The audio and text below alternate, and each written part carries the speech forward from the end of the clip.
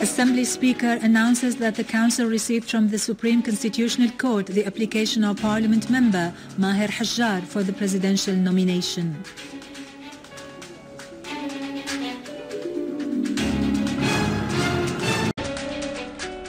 Syrian Arab Army takes control of Jeb Al-Jandali in Homs and clears it of terrorists.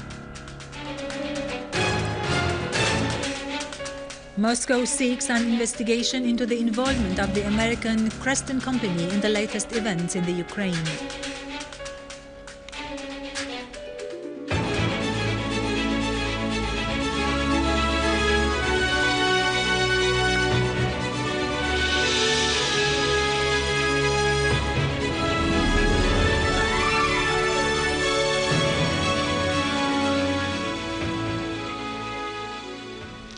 Good afternoon, ladies and gentlemen, and welcome to our news for today. People's Assembly Speaker Muhammad Jihad al-Laham has declared that the Assembly has received from the Higher Constitutional Court Assembly member Maher Abdul-Hafiz Hajjar's nomination application for the post of President of the Syrian Arab Republic. Speaker al-Laham pointed out that the People's Assembly has received a note from Member of Parliament Hajjar announcing his candidacy for President along with the required documents. Hajjar was provided with an official written note to this effect by Chief of the Supreme Constitutional Court Adnan Zuraiq, al-Laham added. Al-Laham said Hajjar has asked that the People's Assembly members be informed of his request to be nominated for the presidential runoff.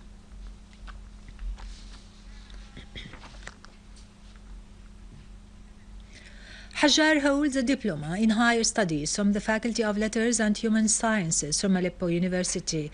He was born in Al-Bayyada neighborhood in the ancient part of Aleppo in 1968. His family was known for its contributions to ifta and writings in the domain of Islamic sciences and law. At an early age, in 1984, he joined the Syrian Communist Party. Later in the same year, he became secretary of the Intellectual Bureau of the Regional Committee in Aleppo. He left the Syrian Communist Party in 2000 and formed a provisional leadership for the communists in Aleppo. In 2003, he founded, together with a number of communist leaders, the National Committee of the Syrian Communists Unity. He remained one of its leaders till 2011, when the party changed its name to be the Popular Will Party. He occupied the post of the party's secretary. In 2007, he ran the elections of the People's Assembly for Aleppo City and failed.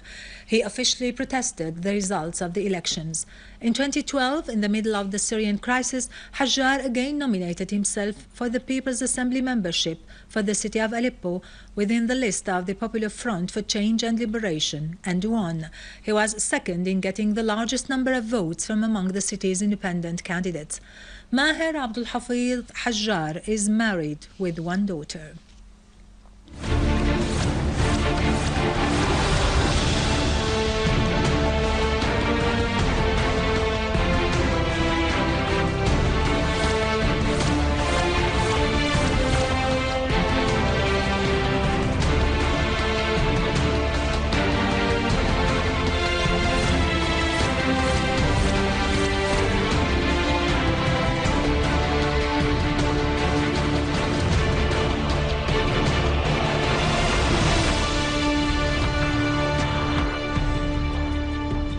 Syrian Arab Army took control of Jeb Al-Jandali neighborhood in the city of Homs, clearing it of terrorists who wreaked havoc upon it.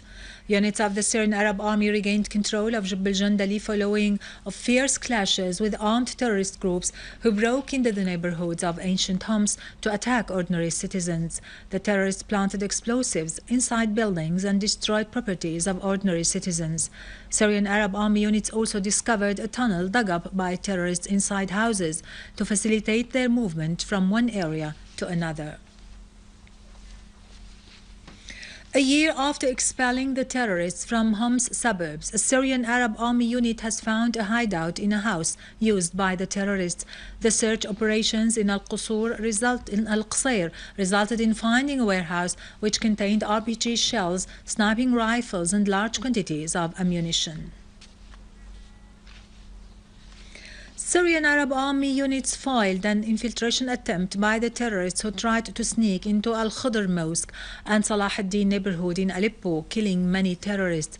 Other Syrian Arab army units targeted terrorists in the vicinity of the Air Force Academy, Queres, Arbid, Al-Judaydi, Rasm al-Abbud, Al-Layramun and the industrial city, killing many of them and destroying their weapons.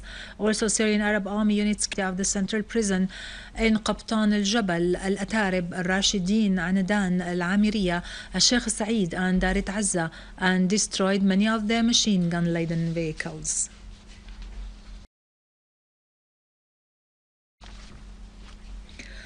A Russian airplane carrying humanitarian assistance to the Syrian people arrived in Al-Basel airport in Lattakia, carrying 34 tons of different food supplies, medical equipment, clothes, tents and other materials presented as a gift by the Russian people and government as well as the Armenian community in Russia to the Syrian people.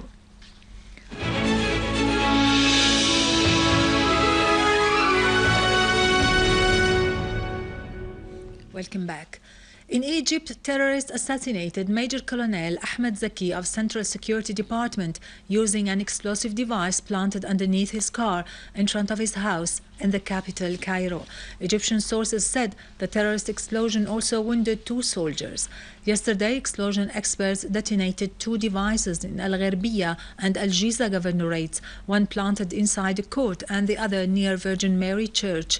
Egyptian security officers arrested a gang specialized in manufacturing weapons in Al-Gharbiya governorate. Russian President Vladimir Putin said that a united system of naval bases for ships and next-generation submarines will be created in the Arctic to defend Russia's interests in the region. At a Russian Security Council meeting, Putin renewed Russia's emphasis on developing the Arctic, urging the government to provide full state funding for the socio-economic development of the Russian Arctic in order to protect Russia's security and economic interests, particularly from the terrorists and the foreign threats. Based on the guidance of Putin to strengthen the army's presence in the Arctic region, the Russian Defense Ministry announced plans to reopen airports and ports in the new Siberian islands, in addition to opening 6 runways on the continental part of the Arctic. Finally, Russian Foreign Minister Sergei Lavrov said that Moscow will conduct an investigation into the involvement of the American Creston Security Company in the latest events in the Ukraine. Lavrov called for cancelling orders issued by the Ukrainian authorities to use force against eastern Ukraine, in addition to disarming militant groups and releasing citizens arrested by Ukrainian police. For his part, U.S. Secretary of State John Kerry announced that Ukrainian authorities had issued the necessary measures to implement these steps without offering any proof in this regard. Meanwhile, head of the Council for International Affairs, Igor Ivanov, said that the United States is using the Ukraine as a toy to fulfill its own strategic objectives.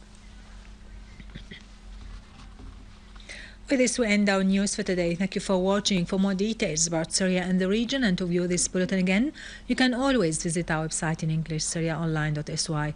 Now to latest business and market news with Vani Gunjan, but after a short break.